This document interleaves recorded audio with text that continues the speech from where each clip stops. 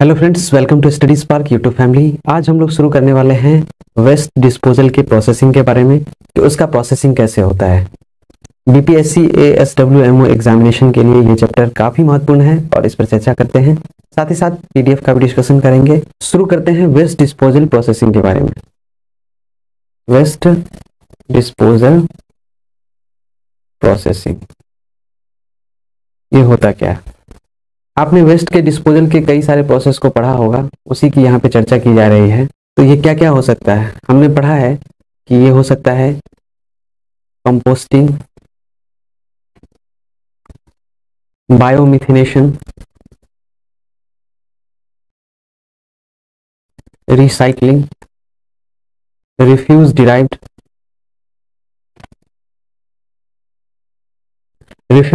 Fuel, incineration जिसको भस्मीकरण भी बोलते हैं, पायरोलाइसिस की क्रिया आपने पढ़ा है। पायरोलाइसिस प्रोसेस के बारे में, कचरे के डिस्पोजल का ये एक प्रकार है। ईटीसी ये है वेस्ट डिस्पोजल प्रोसेसिंग।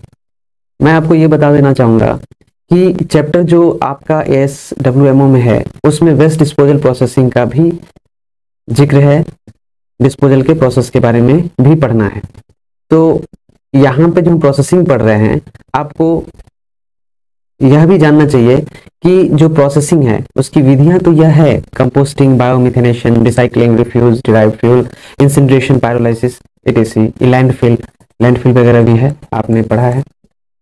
ओके, तो अब ये कचरे के डिस्पोजल से हमारे इंडिया में कई सारे प्रोडक्ट भी तैयार किए जाते हैं जिससे अर्निंग होती है, धन की कमाई होती है। और इस कचरे के प्रोसेसिंग से एनर्जी का भी उत्पादन किया जाता है। Energy means power. खाद का भी निर्माण किया जाता है, फर्टिलाइजर जिसको बोलते हैं, फर्टिलाइजर्स। और कुछ रिसाइकलिंग प्रोडक्ट भी तैयार किया जाता है रिसाइकलिंग के थ्रू। कुछ रिसाइकलिंग प्रोडक्ट तैयार किए जाते हैं जैसे कि खिलौने वगैरह होते हैं कचरे का, या फिर आपने कागज को देखा होगा, कागज को रिसाइकल करके फिर कागज बनाया जाता है। तो इससे जो कचरे के डिस्पोजल के बाद रिसाइकलिंग के थ्रू जो प्रोडक्ट तैयार किया जाता है उससे हम क्या करते हैं, कुछ अर्निंग भी होती है हमारी। तो हम यहाँ बोल सकते हैं कि इससे अर्निंग भी की जाती है। तो ऐसा नहीं है कि जो कचरा है सिर्फ उसका डिस्पोजल ही किया जाता है, उस कचरे को सिर्फ जला दिया जाता है, फेंक दिया जाता है। नहीं, इस कचरे से एनर्जी भी उत्पन्न किया जाता है, फर्टिलाइजर का भी निर्माण होता है, खाद का भी निर्माण होता है, साथ ही साथ नए प्रोडक्ट तैयार करके उससे पैसे कमाए जाते हैं। इसे हम साधारण शब्दों में कह सकते हैं waste to wealth and waste to energy. इसे साधारण भाषा में कोट किया जा सकता है। हम बोल सकते हैं कि वेस्ट प्रोसेसिंग से हम क्या करते हैं, waste to wealth and waste to energy किया जाता है। वेस्ट कह देने से सीधा सीधा लोग समझ जाता है कचरा है, किसी काम का नहीं है। लेकिन आपको पता होना चाहिए कि काफी सारे कचरे बहुत ही काम के होते हैं और उनका फिर से पुनर्चक्रण करके, रिसाइकलिंग करके नया प्रोडक्ट तैयार किया जाता है और अर्निंग की जाती है। आपको बहुत सारे डेटा के बारे में आज बताया जाएगा। आपको आश्चर्य होगा कि अप्रोक्सीमेट जो 70 to 80% कचरा कलेक्ट किया जाता है शहरों से, उसमें से मात्र 20 to 25% कचरे का ही डिस्पोजल किया जाता है और जो शेष बचता है फिर से उसे फेंक दिया जाता है। और यही कचरा एक पहाड़ का रूप ले लिया है और आप देखते होइएगा कचरे का अंबार रहता है। रीजन, क्योंकि हमारे पास सही तकनीक नहीं होने के कारण या फिर रिसोर्सेज, संसाधन का उपलब्धता नहीं होने के कारण हम इनका डिस्पोजल नहीं कर पाते हैं। क्योंकि पता है कचरे के टाइप कई प्रकार के होते हैं, तरह तरह के कचरे होते हैं और उन कचरों के निपटान के लिए डिफरेंट टाइप के प्रोसेस हैं, प्रक्रियाएं हैं। और इन सभी चीज़ों की कमी की वजह से भी क्या होता है, कचरे का अंबार लग जाता है।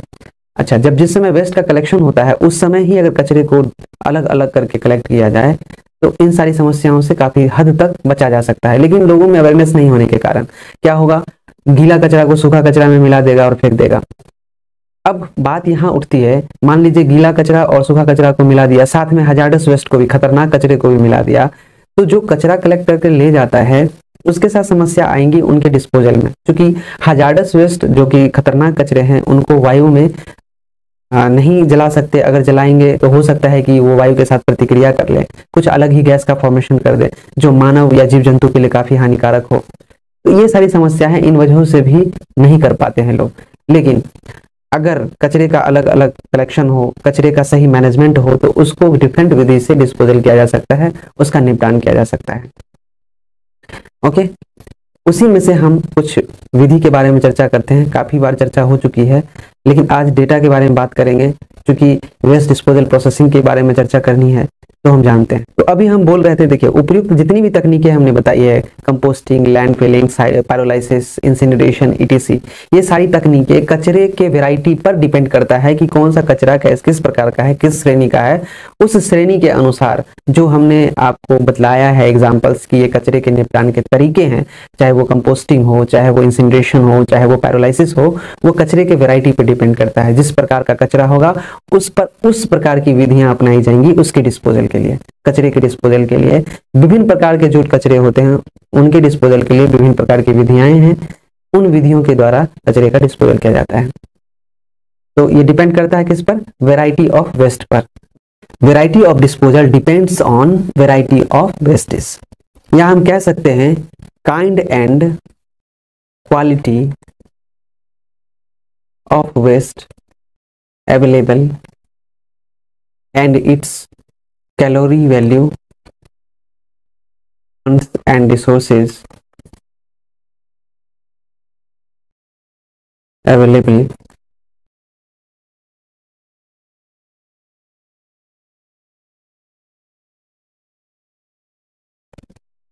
या हम दूसरे शब्दों में कह सकते हैं, इसे परिभाषा के तौर पे इस प्रकार भी पढ़ा जा सकता है, लिखा जा सकता है, kind and quality of waste available और and its calorie value, funds and resources available, capital investment, cost recovery, in house capacity of ULBs. यहाँ पे यूएलबीएस कहने का मतलब है U for urban, L for local, B for bodies. तो urban local bodies को short में ULBs बोला जाता है। Land availability and environment sensitivity to location. यहाँ कहा गया है कि जो वेस्ट डिस्पोजल का प्रोसेस है उसके काइंड एंड क्वालिटी पर, और वेस्ट जो अवेलेबल है उसके कैलोरी वैल्यू पे, और उसके डिस्पोजल के लिए गवर्नमेंट के पास जो रिसोर्सेज हैं, जो फंड है, उसके अकॉर्डिंग हम डिस्पोजल कर पाते हैं। जो हमारे पास अवेलेबल कैपिटल होता है उस डिस्पोजल के लिए जो कैपिटल इन्वेस्टमेंट है, कॉस्ट रिकवरी का जो सोर्स है, या फिर अर्बन लोकल बॉडीज के पास जो क्षमता है, उसके अकॉर्डिंग वेस्ट का डिस्पोजल किया जाता है। उसके लिए क्या क्या जरूरत होती है? उसके लिए जरूरत होता है वेस्ट डिस्पोजल के लिए जो एक नगर निगम को आवश्यकता होती है लैंड की, लैंड अवेलेबिलिटी भी होनी चाहिए, मतलब भूमि की उपलब्धता होनी चाहिए, तभी तो आप लैंड फिलिंग के द्वारा कचरे का डिस्पोजल कर सकते हैं। लैंड ही नहीं होगा तो आप लैंड फिलिंग का प्रोसेस कैसे अपना सकते हैं? ये भी डिस्पोजल की एक विधि है। इन्वायरमेंट सेंसिटिविटी भी होनी चाहिए, और उसके लिए लोकेशन होना चाहिए कि भाई जो मानिए अगर इंसिनरेशन के थ्रू हम या पायरोलाइसिस के थ्रू किसी वेस्ट का डिस्पोजल करना चाहते हैं तो उसके अकॉर्डिंग लोकेशन भी होना चाहिए कि किस जगह पर जाकर हम करें, ताकि आम जनमानस को भीड़ भाड़ वाली जगहों पे या जहां पर लोग या जीव जंतु रहते हैं उसको प्रभावित नहीं करे।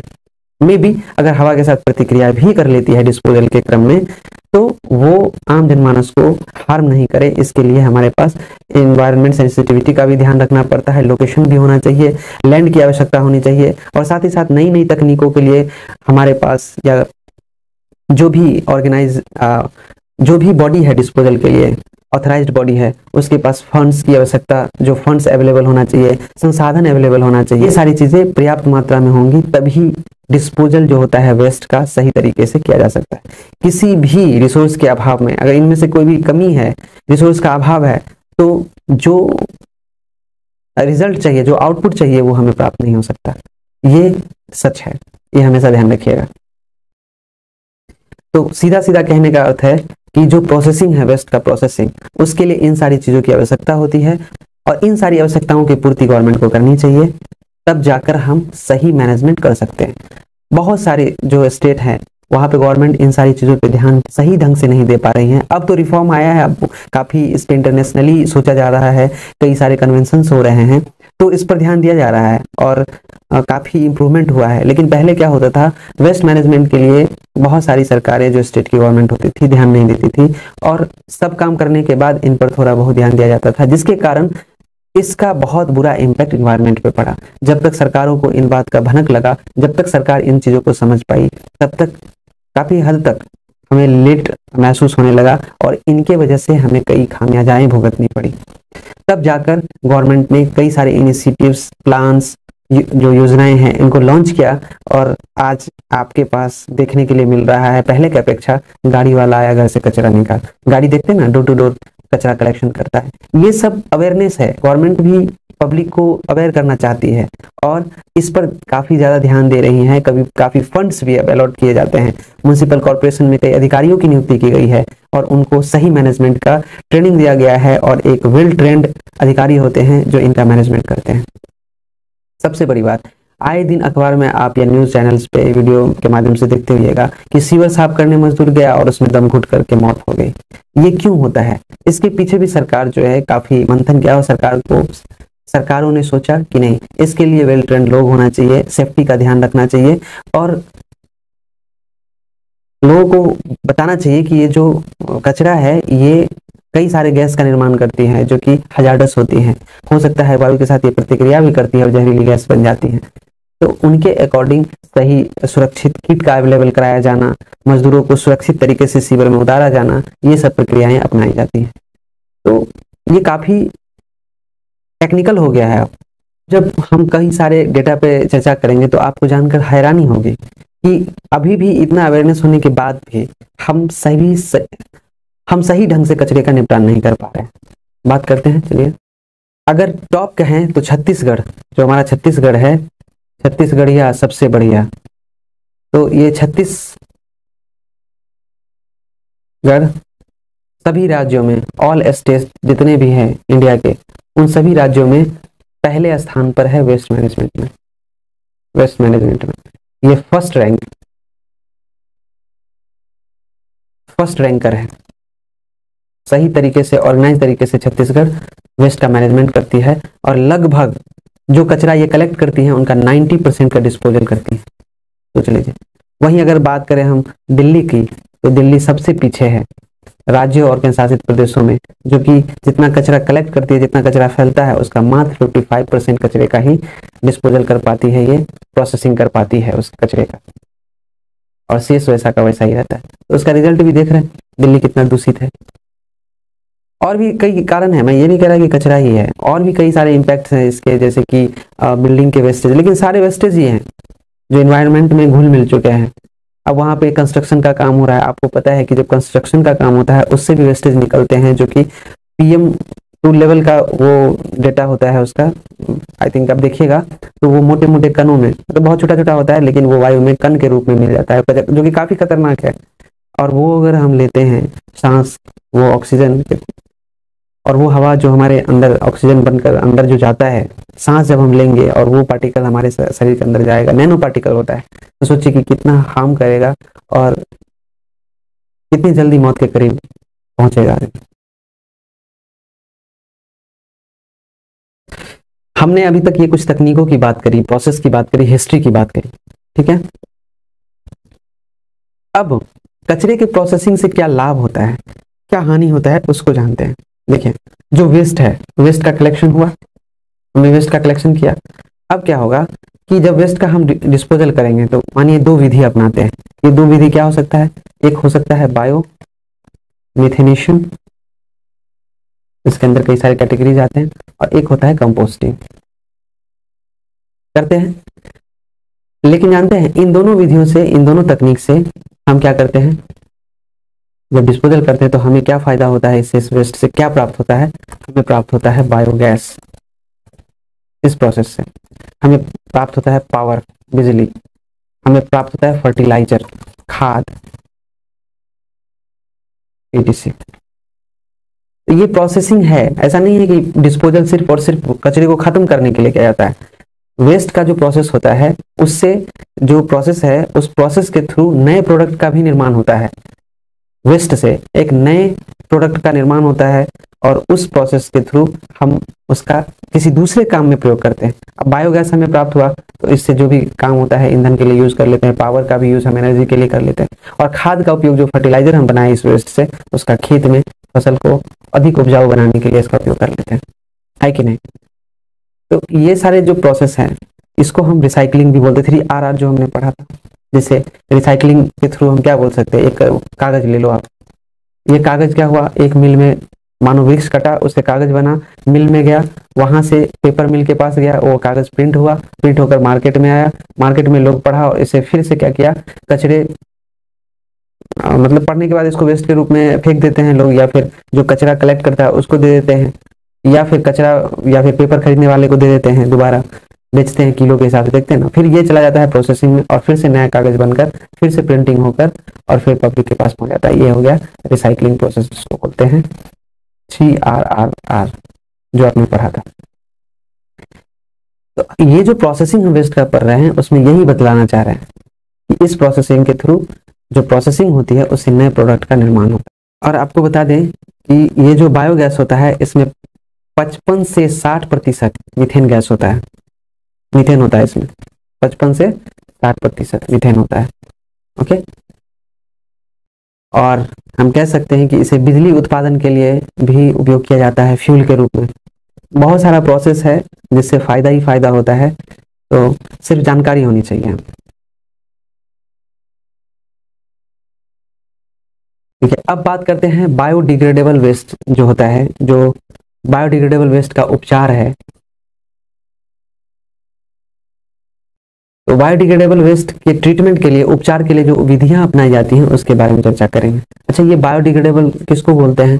कई बार बता चुके हैं कि वैसे वेस्टेज जो सड़ती हो, गलती हो, सब्जी फल इन सब चीज का जो कचरा होता है, प्राकृतिक रूप से जो फल वगैरह होते हैं उनका जो होता है कचरा, उन सारे कचरे को जो सड़ती गलती हैं कचरे, उनको बायोडिग्रेडेबल वेस्ट बोलते हैं।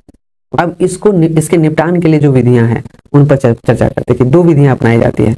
एक है एरोबिक, आपने एरोबिक एनारोबिक पढ़ा होगा, एरोबिक कंपोस्टिंग बोलते हैं इसको। अगर आपको रिकॉल नहीं कर पा रहे एरोबिक एनारोबिक, तो आप मेरा वीडियो जाकर देखिए, यूट्यूब पे अवेलेबल है, वहां पर मैंने समझाया हुआ है। तो ये एरोबिक प्रोसेस है। दूसरा है वर्मी कंपोस्टिंग, आपने वर्मी कंपोस्टिंग के बारे में पढ़ा होगा, आप जानते भी होंगे, गांव घर में लोग वर्मी कंपोस्ट के थ्रू खाद। तो ये बायोडिग्रेडेबल वेस्ट के तरीके हैं और प्रोसेसिंग के। ये पूछ सकता है आपसे क्वेश्चन में कि प्रोसेस बताइए बायोडिग्रेडेबल वेस्ट के, तो आपको पता होना चाहिए, टिप्स पर याद होना चाहिए, एरोबिक एंड वर्मी। एक बात हमेशा ध्यान रखिए कि रिसाइक्लेबल वेस्ट दो तरह का, एक होता है नॉन रिसाइक्लेबल, एक होता है नॉन रिसाइक्लेबल, एक होता है रिसाइक्लेबल। वैसी वेस्ट, रिसाइक्लेबल वेस्ट उसको बोलते हैं जिसका पुनर्चक्रण किया जा सकता है, मतलब फिर से उसको तैयार किया जा सकता है, बनाया जा सकता है, एक प्रोसेस। और नॉन रिसाइक्लेबल मतलब इसका कोई रिसाइकलिंग नहीं हो सकता, इसका कोई सर्किल चल ही नहीं सकता, बन ही नहीं सकता। ओके, तो ये नॉन रिसाइक्लेबल। नॉन रिसाइक्लेबल की श्रेणी में किसको ला सकते हैं हम? गैर पुनर्चक्रण के जो वेस्टेज हैं उनमें किन किन को ला सकते हैं? तो आप ला सकते हैं प्लास्टिक को, प्लास्टिक का जो वेस्ट होता है, plastic bag, plastic cloth, metals को ला सकते हैं, धातु वगैरह जो होता है, मेटल युक्त जो प्लास्टिक होता है वो भी ला सकते हैं, माइलर वगैरह को भी ला सकते हैं, etc। अच्छा, रिसाइक्लेबल वेस्ट में हम आप किसको ला सकते हैं? एग्जांपल हमको दिख रहा है पेपर, रिसाइक्लेबल वेस्ट में इसको ला सकते हैं। आपको एक बात जानना चाहिए कि लगभग 70%, 17%, लगभग 70% पेपर जो होता है वेरियस वर्क में यूज्ड होता है, यूज्ड इन वेरियस वर्क, बहुत सारे काम में इसका उपयोग होता है, वर्क इसका पेपर का। आप बोलिएगा कैसे? जैसे कि आप न्यूज़पेपर में देखते हुए इस्तेमाल होता है, बुक्स में होता है, कॉपी में होता है, प्रिंटिंग में होता है। तो हमारे दैनिक जीवन में लगभग 70% जो वर्क है उनमें पेपर का अकेले इस्तेमाल किया जाता है, इसका अकेला योगदान है। शॉपिंग बैग भी आजकल आने लगे हैं, इन्वायरमेंट फ्रेंडली बोलते हैं इसको, इन बैग्स को जो कागज का इस्तेमाल करते हैं। तो ये सारी चीजें हैं, आपके काम की चीजें हैं, इनको जानिएगा। ये समझाने के लिए कुछ आपको बैकग्राउंड मैंने बताया है।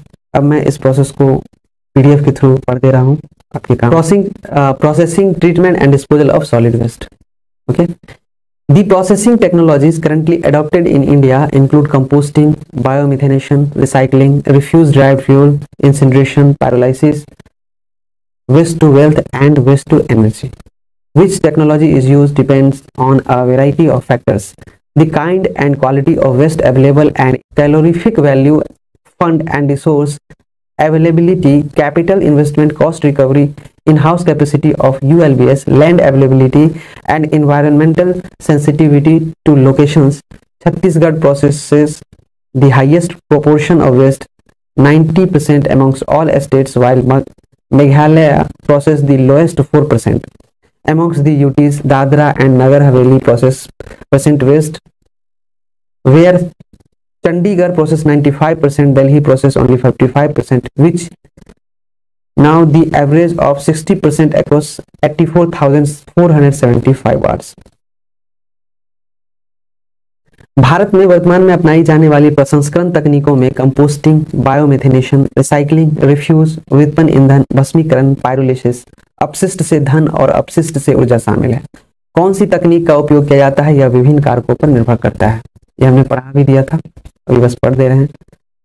उपलब्ध कचरे का प्रकार और मात्रा और उसका कैलोरी मान, फंड और संसाधन उपलब्धता, पूंजी निवेश, लागत वसूली, यूएलबीएस की इन हाउस क्षमता, भूमि की उपलब्धता और स्थानों के लिए पर्यावरण संवेदनशीलता, ये सब डिपेंड करता है सॉलिड वेस्ट के डिस्पोजल के लिए। छत्तीसगढ़ सभी राज्यों में कचरे का उच्चतम अनुपात लगभग 90% संसाधित करता है, जबकि मेघालय सबसे कम। इसको करेक्ट कर लीजिएगा, राज्यों में सबसे कम 4% जो होता है मेघालय में कचरे का प्रोसेसिंग किया जाता है, संसाधित किया जाता है वो। और केंद्र शासित प्रदेशों में सबसे अधिक जो होता है दादरा और नगर हवेली प्रतिशत कचरे का प्रसंस्करण करती है, और जबकि चंडीगढ़ जो है वो 95% कचरे का प्रसंस्करण करती है। दिल्ली में केवल 55% प्रक्रिया होती है, प्रोसेसिंग होती है कचरे का, जो कि वार्ड है हमारे पास इंडिया में 84,475 वार्ड, उनमें से औसतन 60% कचरे का प्रसंस्करण होता है, प्रोसेसिंग होता है। यहाँ पे डेटा दिया गया है, ये वार्ड्स है, वर्ड्स को वार्ड्स कर लीजिएगा, WARDS वार्ड्स। यहाँ पे स्टेट दिया गया है, उनमें वार्डों की संख्या है, और उन वार्ड में जो 100% सोर्स सेग्रीगेशन है उसके बारे में दिया गया, ये परसेंटेज में है पहले याद रखिएगा। आंध्र प्रदेश 3,409 वार्ड्स है और जिनमें 63% सेग्रीगेशन किया जाता है कचरे का। अंडमान निकोबार में 24 वार्ड है और जिनमें 95% किया जाता है कचरे का निपटान। अरुणाचल प्रदेश में 75 वार्ड है और 0% होता है यहाँ पे। आसाम में 943 वार्ड है और 53% यहाँ पे कचरे का सेग्रीगेशन होता है। बिहार में 3,377 वार्ड है जिनमें 51% यहाँ पे सेग्रीगेशन होता है। याद रखने वाला डाटा है ये, बिहार का एग्जाम है। चंडीगढ़ में 26 वार्ड्स हैं और 95% होता है कचरे का सेग्रीगेशन। छत्तीसगढ़ में 3,217 वार्ड्स हैं और 90% होता है, काफी बढ़िया डेटा है। दमन एंड दीव में 28 वार्ड्स हैं और 75% यहाँ पे कचरे का सेग्रीगेशन होता है। दादरा एंड नगर हवेली 15 है और 100% यहाँ पर होता है कचरे का सेग्रीगेशन। दिल्ली 294 वार्ड्स है और 55% ही होता है यहाँ पे कचरे का सेग्रीगेशन। और भी डेटा यहाँ पे गोवा का है, गुजरात का है, ये डेटा आप PDF के थ्रू पढ़ सकते हैं, पूरा दिया हुआ है। लगभग 84,475 वार्ड्स हैं जिसमें 60% एवरेज कचरे का प्रसंस्करण होता है, प्रोसेसिंग होता है। याद करने के लिए आप उत्तर प्रदेश को देख सकते हैं, 12,007 है वार्ड और 58% होता है। उत्तराखंड में 1,170 वार्ड है, 46% होता है।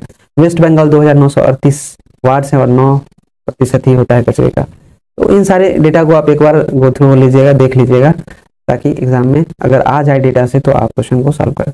ये जो डेटा उठाया गया है वो सोर्स है MOHUA, ठीक है, ministry of housing urban affairs 2020 में प्रकाशित हुआ था MOHUA के द्वारा, और वही डेटा आपको दिया गया है। Large quantities of waste are usually processed through either biomethanation and composting technology for generating biogas, electricity, and compost biogas has 55 to 60% methane and can be used as fuel for power generation. For the treatment of biodegradable waste, the commonly adopted methods are aerobic composting and vermicomposting. This compost is used for growing vegetables and plants in home estates. Key component of composting is the efficient segregation of waste, which become a constraint in India, where mixed waste is often dumped in open areas. This is also a major warming. Segregation can help reduce the burden of transportation of waste as well as lower leachate and greenhouse gas emission. If the waste is segregated at source, various components can be utilized in the different types of production processes, generating marketable use value. Source segregation of waste helps in recovering and utilizing a higher percentage of recyclable waste. Dry waste. Dry waste contains several non-recyclable components such as plastic bags, laminated metallized plastic or mylar, shredded paper and textiles. While glass, plastic and metal are recyclable, paper is both recyclable and biodegradable. Currently, 7 million tons of paper is being consumed in India for packaging, of which only 33% is being collected and recycled. Used newspaper, textbooks, magazines, etc. are either used for making paper bags or recycled to produce news, print and writing or printing papers. The reuse and recycling of plastic require little mercy during production. Shopping bags can be converted to eco-friendly recycled products. The Korg municipality in Karnataka has been recycling plastic carry bag using polylooms, which is a plastic weaving handlooms. The 2016 SWM rules defines recycling as the process of transforming segregated solid waste into a new product or a raw materials for producing new products. Reusable and recycled waste constitutes 80 to 20% of the total waste, and the process of separating them from mixed waste is both energy and time intensive. Recyclable material is generally collected by rag pickers, waste pickers, itinerant waste buyers, kabariwalas, dealers and recycling units, which reduces the volume of waste and saves cost of collections, transportation and disposal, lowers the burden on landfill sites and reduces pollution and other environmental impacts. Moreover, recycling has significant economic benefits as reducing the need for import of raw materials and fertilizers and providing livelihood opportunity for recyclers. From an economic recycling pays only when the cost of collection materials, sorting them for recycling and marketing them is recovered from the recycled product. According to a study conducted by ICRIER, few cities have biomethanation plants that produce manure, whereas composting facilities are present in many cities, although heavily underutilized because of a lack of demand for compost. अब मैंने जो इतना पढ़ा है उसका हिंदी में यहाँ पे रूपांतरण है, इसको भी पढ़ ही देता हूँ ताकि काम आ जाए। बायोगैस, बिजली और खाद पैदा करने के लिए बड़ी मात्रा में कचरे को आमतौर पर बायोमेथेनेशन या कंपोस्टिंग तकनीक के माध्यम से संसाधित किया जाता है। बायोगैस में 55 से 60% मीथेन होता है और इसे बिजली उत्पादन के लिए ईंधन के रूप में इस्तेमाल किया जा सकता है। बायोडिग्रेडेबल कचरे के उपचार के लिए आमतौर पर अपनाई जाने वाली विधियां एरोबिक कंपोस्टिंग और वर्मी कंपोस्टिंग है। इस खाद का उपयोग घरों में सब्जियां और पौधे उगाने के लिए किया जाता है।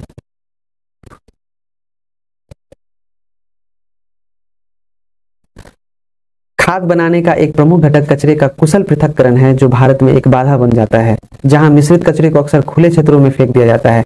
यह भी एक प्रमुख कॉन वार्मिंग है। पृथक्करण कचरे के परिवहन के बोझ को कम करने के साथ साथ ग्रीन हाउस गैस GHG उत्सर्जन को कम करने में मदद कर सकता है। यदि कचरे को स्रोत पर अलग किया जाता है तो विभिन्न घटकों का उपयोग विभिन्न प्रकार की उत्पादन प्रक्रियाओं में किया जा सकता है, जिससे विपणन योग्य उपयोग मूल्य उत्पन्न होता है। ये हमने बढ़िया से बता दिया है, उसी को लिखा हुआ है। कचरे का स्रोत पृथक्करण पुनर्चक्रण योग कचरे के उच्च प्रतिशत को पुनर्प्राप्त करने और उपयोग करने में मदद करता है।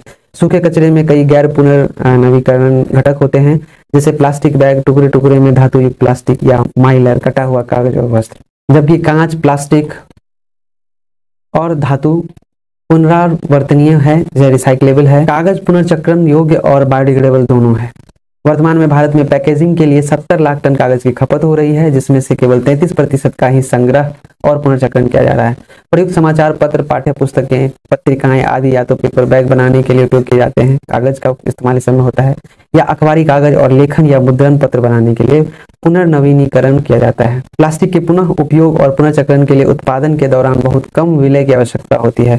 शॉपिंग बैग को पर्यावरण के अनुकूल पुनर्नवीनीकरण उत्पादों में बदला जा सकता है। कर्नाटक में कुर्ग नगर पालिका पॉलीलूम का उपयोग करके प्लास्टिक कैरी बैग का पुनर्चक्रण कर रही है, जो एक प्लास्टिक बुनाई हथकरघा है। वहीं बात करें 2016 के SWM नियम, रिसाइकलिंग को अलग किए गए ठोस कचरे को एक नए उत्पाद या नए उत्पाद के उत्पादन के लिए कच्चे माल में बदलने की प्रक्रिया के रूप में ये नियम परिभाषित करता है। पुनः प्रयोग और पुनर्नवीनीकरण अपशिष्ट कुल कचरे का 18 से 20% और उन्हें मिश्रित कचरे से अलग करने की प्रक्रिया ऊर्जा और समय गहन दोनों है। पुनर्चक्रण योग्य सामग्री आमतौर पर कचरा बीनने वालों या यात्रा करने वाले कचरा खरीदारों, कबाड़ी वाला जिसको बोलते हैं, डीलरों और रिसाइकलिंग इकाइयों द्वारा एकत्र की जाती है, जो कचरे की मात्रा को कम करती है और संग्रह, परिवहन और निपटान की लागत को बचाती है।